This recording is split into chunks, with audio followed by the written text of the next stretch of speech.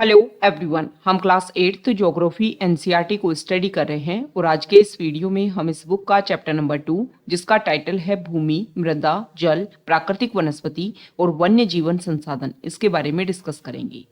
ये जो बुक है क्लास 8th ज्योग्राफी की, इसके चैप्टर नंबर 1 में हमने संसाधनों की एक बेसिक डेफिनेशन, संसाधनों के कितने प्रकार पाए जाते हैं, उन सभी के बारे में एक बेसिक अंडरस्टैंडिंग ली थी। और अब चैप्टर नंबर 2 में उन्हीं संसाधनों में से भूमि, मृदा, जल, प्राकृतिक वनस्पति और वन्य जीवन संसाधन जो है उनके बारे में बेसिक फैक्ट्स डिस्कस करेंगे। तो चलो स्टार्ट करते हैं। चैप्टर को स्टार्ट किया है 2 एग्जाम्पल के साथ में। एक एग्जाम्पल लिया है यहाँ पर अफ्रीका महाद्वीप का और एक एग्जाम्पल लिया हुआ है न्यूजीलैंड का, कि दोनों ही जगह पर किस तरीके से वहाँ पर जो लोग रहते हैं उनका जनजीवन अलग अलग प्रकार का पाया जाता है। तो यहाँ पर इनका जो जनजीवन है वो अलग अलग प्रकार का क्यों पाया जाता है, इनके अलग अलग जगह पर जो अलग अलग प्रकार के संसाधन क्यों देखने को मिलते हैं, उन सभी के बारे में हम यहाँ पर डिस्कस करेंगे। तो यहाँ पर तंजानिया जो अफ्रीका महाद्वीप में है उसका एग्जाम्पल दिया है कि वहाँ पर रहने वाली एक लड़की जो है उसको पानी के लिए बहुत ज़्यादा संघर्ष करना पड़ता है और बहुत मेहनत करते हैं, तब भी वो बहुत कम जो है वो फसल उगा पाते हैं। दूसरी तरफ यहाँ पर न्यूजीलैंड का एग्जाम्पल दिया है कि न्यूजीलैंड में भेड़ पालन में एक लड़का है, उसकी फैमिली जो है इन्वॉल्व है, काफ़ी टेक्नोलॉजी उनके पास में है और टेक्नोलॉजी के बेसिस पर काफ़ी अच्छे तरीके से उन्होंने अपना काम एस्टेब्लिश कर रखा है। तो यहाँ पर बता रखा है कि माम्बा और पीटर, माम्बा तंजानिया अफ्रीका में और पीटर ये विश्व के 2 विभिन्न स्थानों में रहते हैं और उनके जीवन व्यतीत करने में बहुत बड़ा अंतर है। और यह विभिन्नता जो है, मतलब एक जगह से दूसरी जगह पर जो विभिन्नता देखने को मिलती है जनजीवन में, ये उसका बेसिक अगर हम बात करें तो इसका फर्क पड़ता है भूमि की गुणवत्ता, मृदा, जल, प्राकृतिक वनस्पति, प्राणियों और प्रौद्योगिकी के उपयोग की भिन्नता के कारण है। इन स्थानों का एक दूसरे से भिन्न होने का मुख्य कारण इस प्रकार के संसाधनों की उपलब्धता है। ओके, मतलब एक जगह से दूसरे जगह पर जो संसाधन है वो अलग अलग प्रकार के पाए जाते हैं, जिसकी वजह से जनजीवन में ये विभिन्नता या फिर ये अंतर देखने को मिलता है।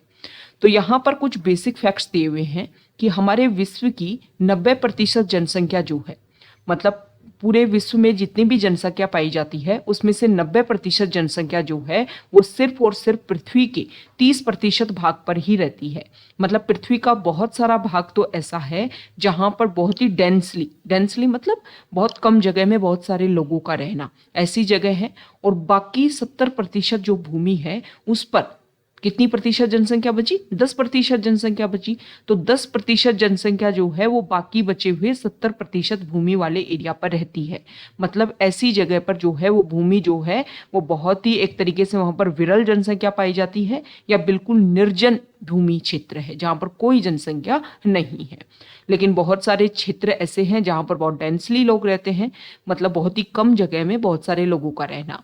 तो हम डिस्कस करेंगे कि क्या कारण है कि बहुत सारे लोग जो हैं वो एक जगह पे रहना पसंद करते हैं। देखो, आप सभी को पता है कि हम घर बनाना कहाँ पर पसंद करेंगे?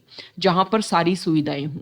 आप वहाँ देखोगे कि आप वहाँ हॉस्पिटल की भी सुविधा हो, अगर फैमिली है तो बच्चों के लिए स्टडी की भी सुविधा हो, ईजिली आप जो जॉब करते हैं वहाँ पर ईजिली आपके लिए बहुत सारे ऑप्शन हो, आपको जो भी अपने घर के लिए नीड की जो ज़रूरत है वो बेसिक सामान जो है इजीली आपको अवेलेबल हो जाए। इन सारी चीज़ों को ध्यान में रख करके घर बनाया जाता है। तो यही बेसिक रीजन है कि वो जगह जहाँ पर काफ़ी उपजाऊ मिट्टी, पानी की उपलब्धता और अन्य संसाधन इजीली मिल जाते हैं, वहाँ पर लोगों का जमावड़ा जो है वो ज़्यादा देखने को मिलता है। तो अब इन संसाधनों में से हम फर्स्ट संसाधन भूमि के बारे में डिस्कस कर लेते हैं। सभी महत्वपूर्ण प्राकृतिक संसाधनों में भूमि भी शामिल है।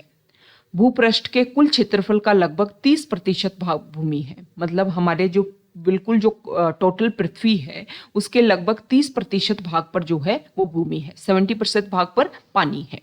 यही नहीं, इस थोड़े से प्रतिशत के भी सभी भाग आवास योग्य नहीं है। मतलब पूरी पृथ्वी पर 30% भाग भूमि है, लेकिन फिर भी अगर हम देखें भूमि का क्षेत्रफल काफ़ी कम है, लेकिन फिर भी सभी जो जगह है भूमि की वो रहने योग्य नहीं है। मतलब आप उत्तरी ध्रुव और दक्षिणी ध्रुव जो हैं वो हमारे ऐसे एरिया हैं कि वह बर्फ से घिरे रहते हैं। जैसे उत्तरी ध्रुव जो है वो तो आप सभी को पता है कि जल है, समुद्र है। दक्षिणी ध्रुव तो जमीन वाला रीजन, लेकिन वह ठंड इतनी होती है कि वहाँ पर मानव का रहना मुश्किल होता है। ओके। तो ऐसे और भी अन्य क्षेत्र हैं, जैसे पहाड़ी क्षेत्र हो गए, और भी अन्य क्षेत्र हैं जहाँ पर रहना जो है वो काफ़ी ज़्यादा मुश्किल है। पृथ्वी पर भी अगर हम देखें तो जो मरुस्थलीय भाग है वहाँ पर जनसंख्या काफ़ी कम देखने को मिलती है।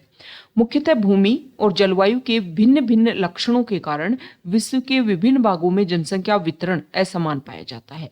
भूमि के कारण और जलवायु के कारण, मतलब जलवायु रहने योग्य होनी चाहिए, इसके बेसिस पर जहाँ पर जलवायु जो है वो मीडियम रहती है, हमेशा एक औसत रहती है, वहाँ पर लोग ज़्यादा पाए जाएंगे कंपैरिजन टू जहाँ पर वेदर इवेंट्स जो हैं एक्सट्रीम लेवल के देखने को मिलते हैं। उबड़ खाबड़ स्थलाकृति, पर्वतों के तीव्र ढाल, जलाक्रांत संभावित निम्न क्षेत्र, मरुस्थल क्षेत्र और सघन वन क्षेत्र सामान्यतः विरल और निर्जन है। मतलब यहाँ पर ऐसी जो जगह है वहां पर जनसंख्या कम रहती है।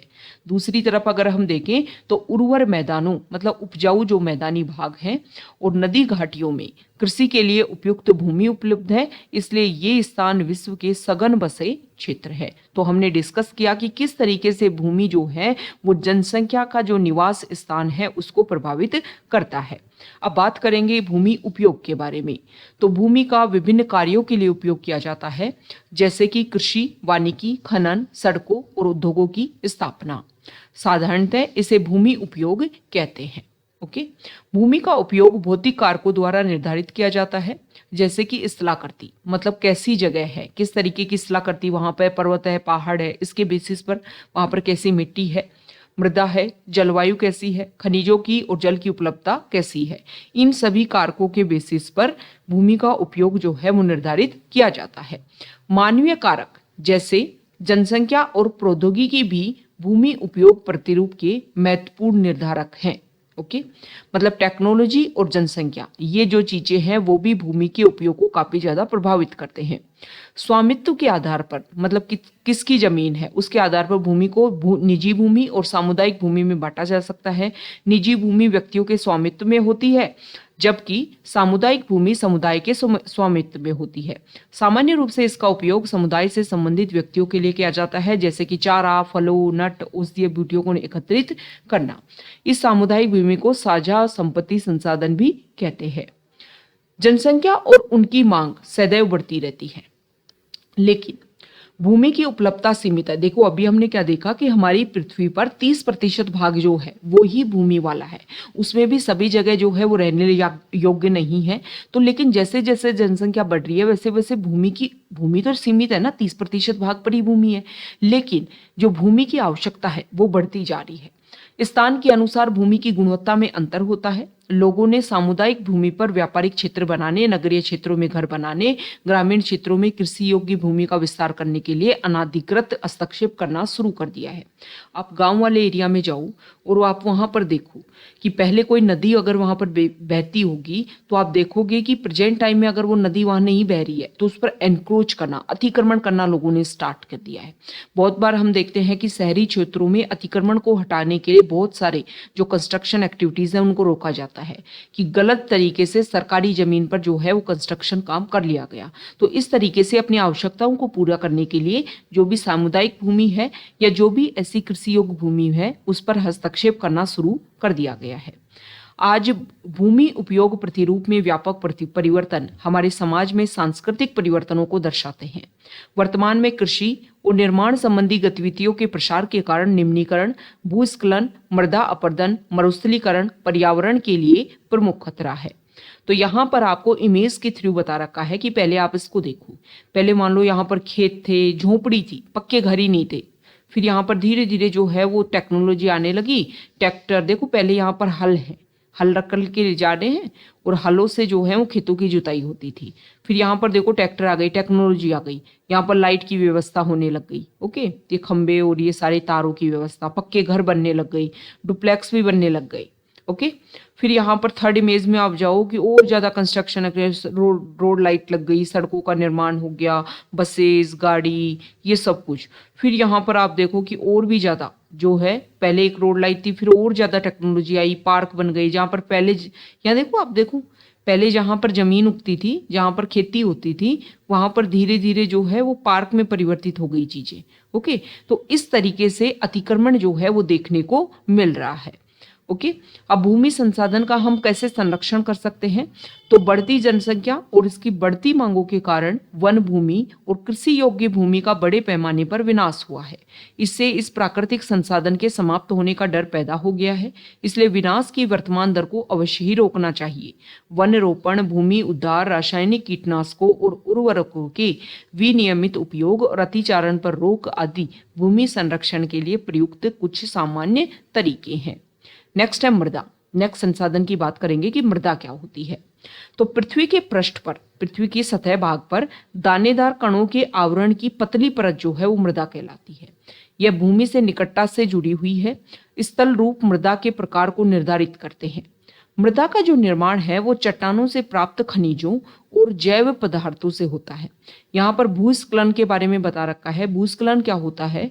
बहुत बार हम देखते हैं कि तीव्र ढाल वाले, जैसे कि आप हमारे हिमाचल प्रदेश वाले एरिया में देखो, तीव्र ढाल वाले पहाड़ है तो वहां पर मलबा जो है एक तरफ से एकदम से खिसक करके नीचे आ जाएगा। और ये इस कारण किसकी वजह से होता है? तो भूकंप, बाढ़ और ज्वालामुखी, या फिर लंबे समय तक अगर भारी वर्षा हो तो इसकी वजह से भूस्खलन होता है।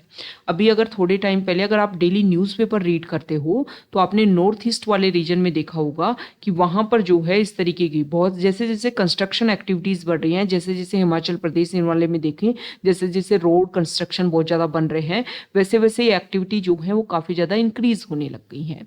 और अगर आप देखोगे तो सदर्न पार्ट में जो वेस्टर्न घाट वाला रीजन है वहां पर भी डेवलपमेंट के नाम पर काफी ज्यादा कंस्ट्रक्शन एक्टिविटीज, काफी ज्यादा उसको एक तरीके से डिक्रीज किया जा रहा है उसके लेवल को, जिसकी वजह से वहां पर भी लैंडस्लाइड जैसे भूस्खलन इश्यू जो है वो काफी ज्यादा इंक्रीज हो गई हैं।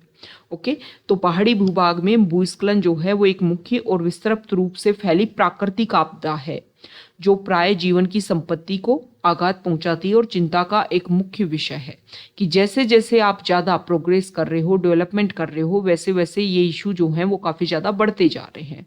ओके, तो मेंस में क्वेश्चन इसी तरीके से पूछे जाते हैं ना। यूपीएससी मेंस की अगर हम बात करें तो जीएस पेपर 3 जो है उसमें जो प्राकृतिक आपदा है उसको लेकर के क्वेश्चन पूछा जाता है, डिजास्टर मैनेजमेंट को लेकर के। तो आपको पता होना चाहिए कि भूस्खलन क्या है और ये इशू को हम कैसे सोल्व कर सकते हैं।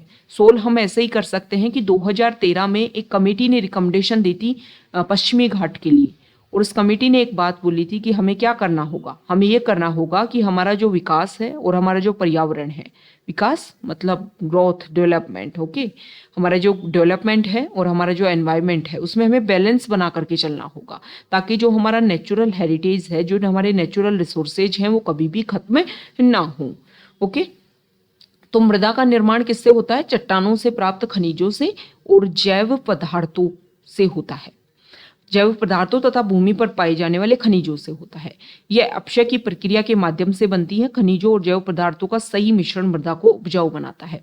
किस तरीके से? आप समझिए, मान लो हमारी भूमि है, भूमि पर यहाँ पर जो है वो पहाड़ है, पहाड़ से जो है जब नदी बहती है तो पहाड़ से अपने साथ में उनके छोटे छोटे कंकड़ पत्थर जो है लाती है, पानी के बहाव से वो और छोटे छोटे टुकड़ों में टूट जाते हैं और वो यहाँ पर जाकर के जो सिल्ट है जो भी अपने साथ में वो लाते हैं उनको यहाँ पर जमा करते हैं और लैंड यहाँ पर फर्टाइल बनती रहती है। दूसरा, हमारी अर्थ पर कुछ चट्टानें मौजूद हैं, वो चट्टानें टूट टूट करके उनमें जो खनिज है वो बह बह करके मृदा में जमा होते रहते हैं और मृदा उपजाऊ बनती रहती है। तो हमारे मृदा में खनिज और जैव पदार्थ जो मिल करके वो मृदा को क्या बनाते हैं? उपजाऊ बनाते हैं। यहाँ पर बता रखा है कि देखो ये मृदा को यहाँ पर शो कर रखा है। ऊपरी भाग जो है ह्यूमस और वनस्पति के साथ ऊपरी मृदा, फिर यहाँ पर बालू, गाद, क्ले के साथ उप मृदा, अपक्षयित चट्टानी पदार्थ और जनक चट्टाने। ओके, केवल यहाँ पर एक इंपॉर्टेंट फैक्ट है कि केवल 1 सेंटीमीटर मृदा को बनने में सैकड़ों वर्ष लग जाते हैं, मतलब बहुत साल का प्रोसीजर होता है। अब यहाँ पर मृदा निर्माण को प्रभावित करने वाले कारकों के बारे में बता रखा है कि जनक सेल, रंग, गठन, रासायनिक गुणधर्म, खनिज, मात्रा, पारगम्यता को निर्धारित करती है। दूसरा है उच्चावाच मतलब हाइट, तुंगता और ढाल मृदा के संचय को निर्धारित करते हैं। वनस्पति जात, प्राणी जात और सूक्ष्म जीव ह्यूमस निर्माण की दर को प्रभावित करते हैं। जलवायु, तापमान, वर्षा, अपक्षय और ह्यूमस निर्माण की दर को प्रभावित करते हैं। समय मृदा परीक्षिका की मोटाई को निश्चित करता है। ओके, कि टाइम के साथ में कितना टाइम लगा, कितनी मोटाई है मृदा की, तो ये डिसाइड करेगा टाइम कि कितना टाइम इसमें लगा होगा। अब मृदा निर्माण के कारक हैं कि मृदा निर्माण में मुख्य कारक जनक सेल का स्वरूप, मतलब जिससे ओरिजिन होता है मृदा का, उसका स्वरूप, उसका जल वायु कारक, मृदा निर्माण के अन्य कारक, स्थलाकृति जैव पदार्थों की भूमिका और मृदा निर्माण के संगठन में लगा समय है। अलग अलग स्थानों पर अलग अलग प्रकार की मृदा देखने को मिलती है। जैसे कि अगर हम भारत की बात करें तो भारत में जलोढ़, काली, लाल, लेटेराइट, मरुस्थलीय और पर्वतीय प्रकार की मृदाएं हो सकती हैं। विभिन्न प्रकार की जो मृदा है वो अलग अलग खनिजों के लेवल पर अलग अलग प्रकार की उसमें जो है वो उपजाऊपन भी अलग अलग लेवल का पाया जाता है। अब मृदा का निम्नीकरण और संरक्षण के उपाय कि मृदा को हम कैसे बचा सकते हैं। तो मृदा अपरदन और क्षीणता मृदा संसाधन के दो मुख्य खतरे हैं। मानवीय और प्राकृतिक दोनों ही कारकों से मृदाओं का निम्नीकरण हो सकता है। मृदा के निम्नीकरण में सहायक कारक वनोन्मूलन, अतिचारण, रासायनिक उर्वरकों और कीटनाशकों का अत्यधिक उपयोग, वर्षा दोहन, भूस्खलन और बाढ़ है। मृदा संरक्षण की यहाँ पर कुछ विधियां बता रखी हैं। फर्स्ट है मल्च बनाना। तो पौधों के बीच में जो अनावृत भूमि है, मतलब जहां पर कुछ नहीं उगा हुआ है, वहां पर जैव पदार्थ जैसे प्रवाल से ढक दी जाती है और इससे मृदा की आर्द्रता जो है वो रुकी रहती है। नेक्स्ट है वेदिका फार्म। तो यहाँ पर जैसे ढाल वाले जो जगह है वहां पर इस तरीके की बनाई जाती है ताकि सपाट सतह फसल उगाने के लिए उपलब्ध हो जाए और पृष्ठीय प्रवाह और मृदा अपरदन कम होता है, मतलब पानी का प्रवाह इस तरीके से। तो यहाँ पर क्या बनाया जाता है, सीढ़ियों टाइप व्यवस्था कर दी जाती है ताकि पानी रुक रुक के नीचे आए तो तेजी से मृदा का अपरदन ना हो पाए। नेक्स्ट है समोच्च रेखीय जुताई। तो यहाँ पर बता रखा है कि इस तरीके से अलग अलग लाइन में इस टाइप्स में डिवाइड कर दिया जाता है और फिर यहाँ पर खेती की जाती है। तो एक पहाड़ी ढाल पर समोच्च रेखाओं के समानांतर, मतलब जिनकी ऊंचाई समान है, उन जगह पर एक समान तरीके की खेती की जाती है और ये चीजें जो हैं वो प्राकृतिक अवरोध का कारण करती हैं। नेक्स्ट है रक्षक मेखलाएं। तो जहाँ पर शुष्क प्रदेश है, मतलब जहाँ पर एक तरीके से बालुई मिट्टी देखने को मिलती है, वहां पर पवन गति रोकने के लिए खेतों की मेड़ पर इस तरीके से वृक्षों की कतार लगा दी जाती है ताकि मृदा के ऊपरी आवरण को बचाया जा सके। नेक्स्ट है समोच्च रेखीय रोधिकाएं। तो समोच्च रेखाओं पर रोधिकाएं बनाने के लिए पत्थरों, घास और मृदा का उपयोग किया जाता है और रोधिकाओं के सामने जेल एकत्र करने के लिए खाइयां बनाई जाती हैं। नेक्स्ट है चट्टान बांध। जलवेग के प्रवाह को कम करने के लिए बनाए जाते हैं चट्टान बांध, नालियों की रक्षा करते हैं और मृदा क्षति को रोकते हैं। नेक्स्ट है बीज की फसल उगाना। तो वर्षा दोहन से मृदा को सुरक्षित रखने के लिए अलग अलग समय पर भिन्न भिन्न फसलें एकांतर कतारों में लगाई जाती हैं। देखो 1975 में मानव उपयोग के लिए जल की खपत जो है वो 3850 घन किलोमीटर प्रति वर्ष थी, जो वर्ष 2000 में बढ़कर के 6000 घन किलोमीटर प्रति वर्ष से भी अधिक हो गई है। मतलब प्रति व्यक्ति पानी की जो यूज है वो ज्यादा बढ़ने लग गया है। ओके, नेक्स्ट हम संसाधन की बात करेंगे जल की, कि जल क्या है और जल को हम कैसे सिक्योर कर सकते हैं। जल एक महत्वपूर्ण नवीकरणीय प्राकृतिक संसाधन है। भूपृष्ठ का 3/4 भाग जो है वो जल से ढका है, मतलब 75%, 70-75% जो हमारी पृथ्वी है वो पानी से ढकी हुई है। इसलिए पृथ्वी को जल ग्रह कहना उपयुक्त भी होगा और इसको नीला ग्रह भी कहा जाता है, क्योंकि पानी को अगर आप बाहर से देखो तो ये नीला दिखाई देता है। ओके, तो लगभग 3.5 अरब वर्ष पहले जीवन जो है वो जीवन आदि महासागरों में ही प्रारंभ हुआ था।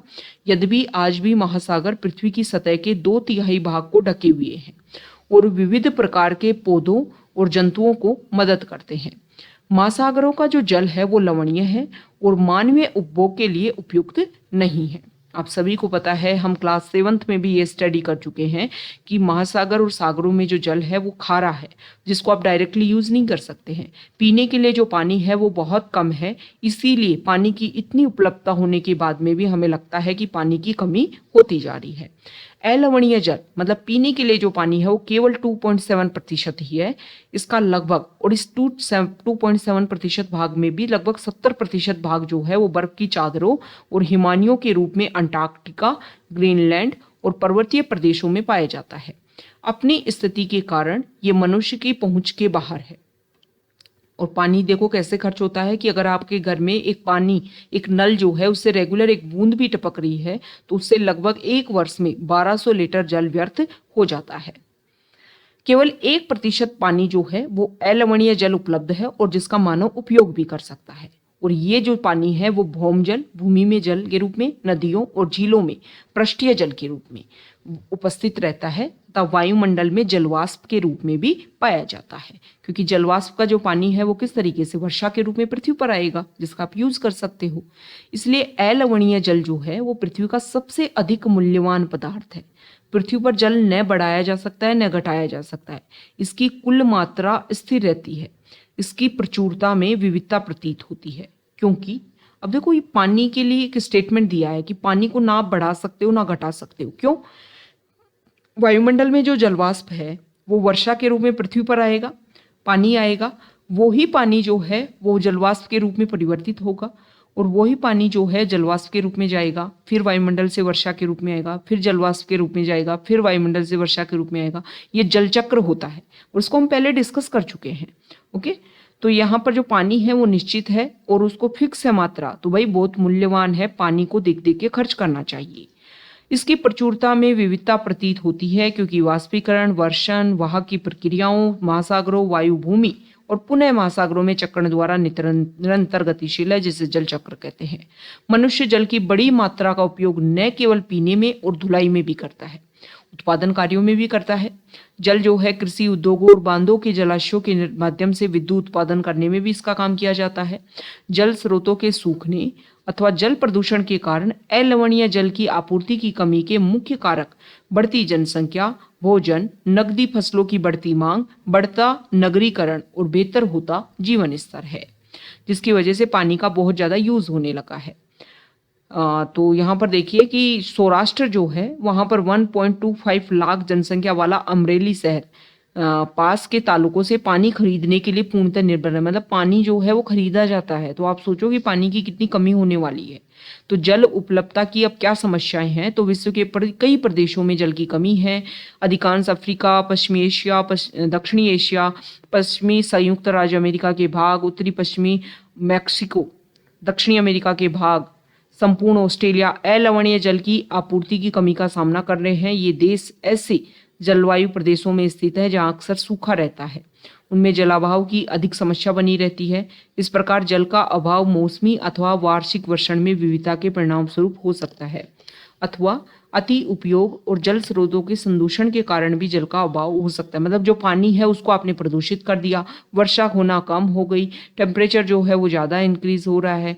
ये सारी चीज़ें हैं जिसकी वजह से अलवणीय जल की समस्या जो है वो बनी हुई है।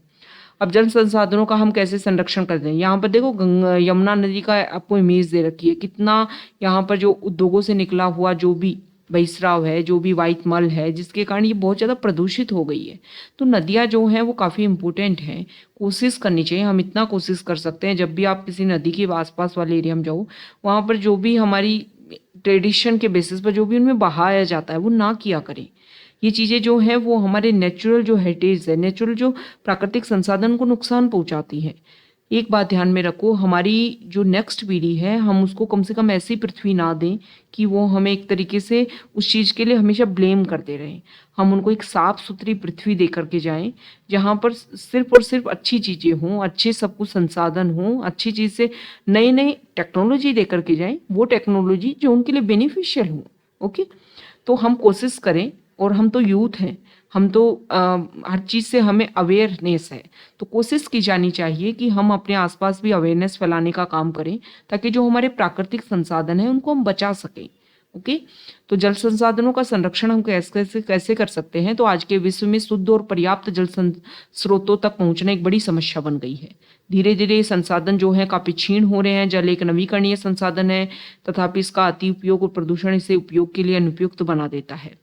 अशोधित और आंशिक रूप से शोधित मतलब कुछ भी निकला, आपके घर से कूड़ा करकट निकल रहा है, उद्योगों से निकल रहा है, उसको आपने क्या नहीं किया, उसको क्लीन नहीं किया और सीधा नदियों में जाकर ले जाकर डाल दिया, जिसकी वजह से प्रॉब्लम हो रही है। खेतों में जो है वो बहुत ज़्यादा क्या यूज़ किया जा रहा है, रासायनिक पदार्थ यूज किया जा रहा है, जिसकी वजह से वो बह करके कहाँ जा रहा है, वो भी जा रहा है नदियों में। दूसरा अगर हम बात करें तो यहाँ पर बताया गया है कि यहाँ देखो, हाँ, वन्य और अन्य वनस्पति आवरण जो है वो धरातलीय प्रवाह को मंद करते हैं और भूमिगत जल को पुनः पूरित करते हैं। तो क्या करना चाहिए, पृथ्वी पर जो पेड़ पौधे हैं उनकी संख्या हमें बढ़ानी चाहिए ताकि मृदा की जो ऊपरी परत है उसको बांध करके रख सके, भूमि जो है वो ज़्यादा जल को अवशोषित कर सके, जिससे भूमिगत जल जो है उसको हम पुनः पूरित कर सकते हैं। जल रिसाव को कम करने के लिए खेतों को सिंचित करने वाली नहरों को ठीक से पक्का करना चाहिए और हमें सिंचाई के लिए जो है वो ड्रिप पद्धति या टपकन जो पद्धति है उसका उपयोग करना चाहिए ताकि पानी का कम से कम यूज किया जा सके। इसके अलावा वर्षा के पानी को हम स्टोर कर सकते हैं और उसका यूज कर सकते हैं। अब बात करेंगे प्राकृतिक वनस्पति और वन्य जीवन की। ओके, तो देखो भारत के पूर्वी और उत्तर पूर्वी जो आंध्र प्रदेश है वहां पर बांस जो है वो प्रचुर मात्रा में पाया जाता है और उस बांस का उपयोग जो है वो काफी अलग लेवल पर किया जाता है। दूसरा यहाँ पर बता रखा है कि प्राकृतिक वनस्पति और वन्य जीवन जो है वो केवल स्थल मंडल, जलमंडल और वायुमंडल के बीच एक संकरे क्षेत्र में, मतलब जहाँ पर तीनों चीजें जो हैं वो मीडियम स्टेज में अवेलेबल हो, उसे बोलते हैं जैवमंडल। और जैवमंडल में सभी जीवित जातियां जीवित रहने के लिए एक दूसरे से परस्पर संबंधित और निर्भर रहती है। इस जीवन आधारित तंत्र को पारितंत्र कहते हैं। वनस्पति और वन्य जीवन बहुमूल्य संसाधन है। पौधे जो हैं वो हमें इमारती लकड़ी देते हैं, प्राणियों को आश्रय देते हैं, ऑक्सीजन उत्पन्न करते हैं। ऑक्सीजन कैसे? प्रकाश संश्लेषण की जो प्रक्रिया होती है जिसमें CO2 का यूज करते हैं वो, और पेड़ पौधों में जो पत्तियां होती हैं वहाँ पर क्लोरोफिल वर्णक देखने को मिलता है, वहां पर CO2 का यूज करेंगे वो सूर्य के प्रकाश की उपस्थिति में। और यहाँ पर प्रोडक्ट क्या दिया जाएगा? प्रोडक्ट आपको दिया जाएगा कार्बोहाइड्रेट उनके भोजन में बनेगा और ऑक्सीजन यहाँ पर बाई प्रोडक्ट के रूप में बाहर निकलेगा। CO2 प्लस H2O का यूज करते हैं पानी का, पानी जो है वो उनकी जड़ें सोचती हैं। तो ऑक्सीजन देते हैं पेड़ पौधे हमें, जिससे हम सांस लेते हैं। फसलों को उगाने के लिए आवश्यक मृदा की सुरक्षा करते हैं, रक्षक मेखला के रूप में कार्य करते हैं, भूमिगत जल के संग्रह में काम करते हैं, हमें फल, लेटेक्स, तारपीन का तेल, गोंद, औषधीय पौधे और कागज प्रदान करते हैं, जो आपके अध्ययन के लिए अत्यधिक आवश्यक है। ओके, तो अपन जो बुक पढ़ रहे हैं वो सभी को पता है कि किससे बनी हुई है, कागज से बनी हुई है। तो पेड़ पौधे ये सारी चीजें हमें देते हैं। अब यहाँ पर एक इंपॉर्टेंट बात बताइए कि भारतीय उपमहाद्वीप में जिन पशुओं का उपचार डिक्लोफेनिक, एस्प्रिन और इबुप्रोफेन जैसे पीड़नाशी से किया जाता है, ये टैबलेट हैं जो हमारे पशु हैं उनको दी जाती हैं। तो जिनको ये दी जाती थी, फिर जब इनकी डेथ हो जाती है इन पशुओं को, तो इनके अपार्जन के लिए, आप सभी को पता है गिद्ध जो है वो मरे हुए पशुओं को खाते हैं, तो गिद्ध की जो किडनी है वो खराब होने लगी, जिसकी वजह से गिद्ध काफी संख्या में मर रहे थे। तो जब जानकारी हासिल की गई कि तो वो देखा गया कि उनके शरीर में, उन गिद्धों के शरीर में ये सारे जो कीटनाशी हैं वो देखने को मिले, पीड़नाशी। ओके, तो इसके लिए इन औषधियों के उपयोग पर, कि जो पशुओं के लिए जिन औषधियों का उपयोग किया जा रहा है उन पर प्रतिबंध लगाया जाए। अब बात कर लेते हैं कि वन्य जीवन हमारे लिए कैसे उपयोगी है। तो वन्य जीवन के अंतर्गत जंतु, पक्षी, कीट और जलीय जीव आते हैं, जो हमें दूध, मांस, खाल और ऊन प्राप्त होती है। कीट जैसे मधुमक्खी हमें शहद देती है, फूलों के परागण में मदद करती है, पारितंत्र में अपघटक के रूप में महत्वपूर्ण भूमिका निभाती है। चिड़िया अपने भोजन के लिए कीटों पर निर्भर करती है और कीटों को खाकर के हमारी फसलों की सुरक्षा करती है। गिद्ध जो है वो मृत जीव जंतुओं को खाने के कारण एक अपमार्जक है और पर्यावरण का एक महत्वपूर्ण शोधक माना जाता है, शुद्ध करने वाला। इसलिए प्राणी चाहे बड़ा हो छोटा हो, सभी परितंत्र के संतुलन को बनाए रखने के लिए अनिवार्य, मतलब सभी जीवों की, सभी पेड़ पौधों की जो संख्या है वो जरूरी है और वो हमारे पारिस्थितिकी तंत्र को बनाए रखने के लिए जरूरी है। अब है प्राकृतिक वनस्पति का वितरण, कि प्राकृतिक वनस्पति कैसे कैसे कहाँ पर क्या देखने को मिलती है। तो वनस्पति की जो वृद्धि है, मतलब किस जगह पर कैसे पेड़ पौधे पाए जाएंगे, ये डिपेंड करता है मुख्य रूप से तापमान पर और आर्द्रता पर। तो विश्व की वनस्पति को मुख्य रूप से 4 भागों में आप बांट सकते हो: वन, घास स्थल, गुल्म और टुंड्रा। तो भारी वर्षा वाले क्षेत्र, देखो जहां पर बहुत भयंकर, मतलब भूमध्य रेखीय क्षेत्र के आसपास वाले एरिया में रेगुलर बारिश देखने को मिलती है, तो वहां पर विशाल वृक्ष उग सकते हैं। इस प्रकार वन जो है वो प्रचुर जल आपूर्ति वाले क्षेत्रों में ही पाए जाते हैं। जैसे जैसे आर्द्रता कम होती जाती है वैसे वैसे वृक्षों का आकार और उनकी सघनता कम होती जाती है। सामान्य वर्षा वाले क्षेत्रों में छोटे आकार वाले वृक्ष और घास उगती है, जिससे विश्व के घास स्थलों का निर्माण होता है।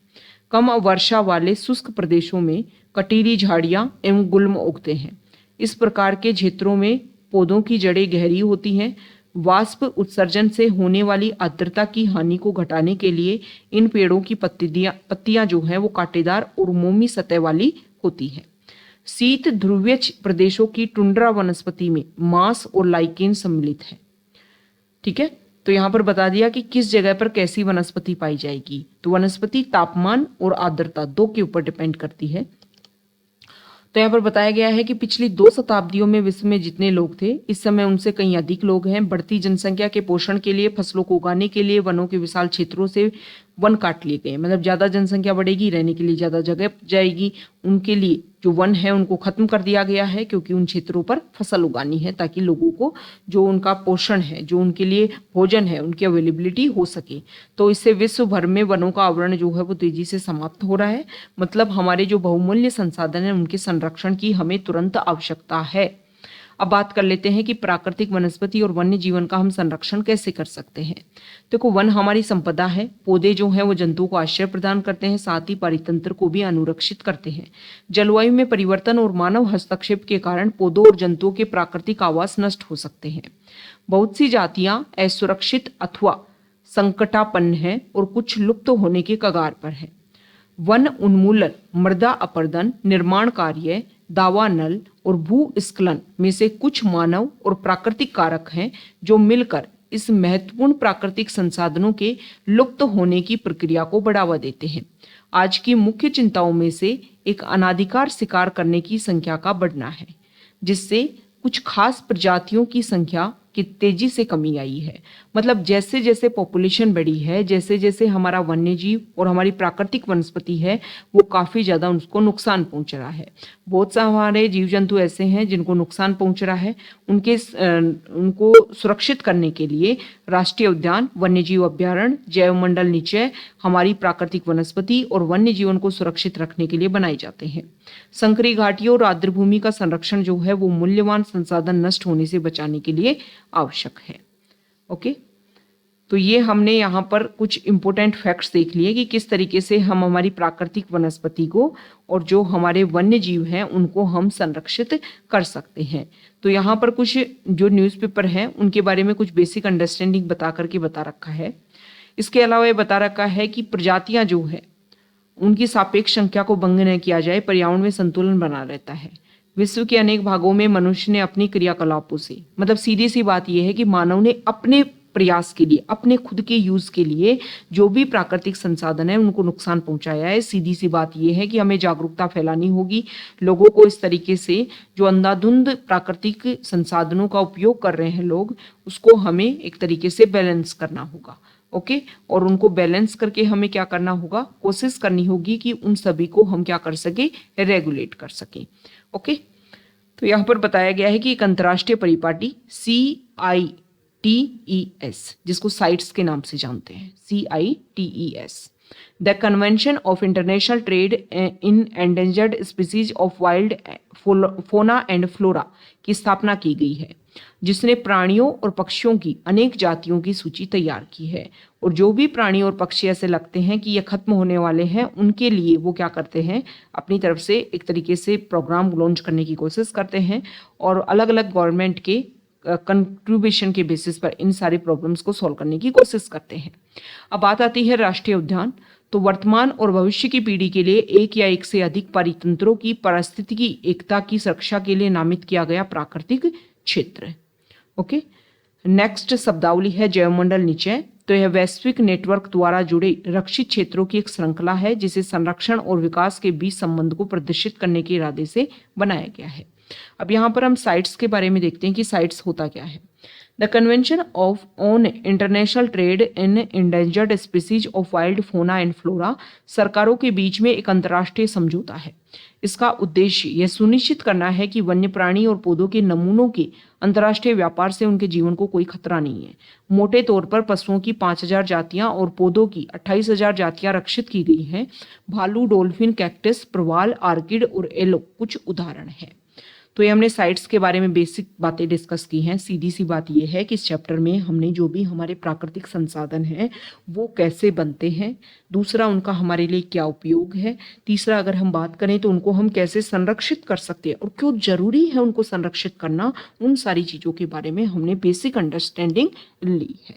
ओके, तो अगर आप यहाँ तक आए हैं, वीडियो आपको अच्छा लगा है तो प्लीज़ वीडियो को लाइक कर दीजिए, शेयर कर दीजिए और चैनल को सब्सक्राइब कर दीजिए। Okay, thank you.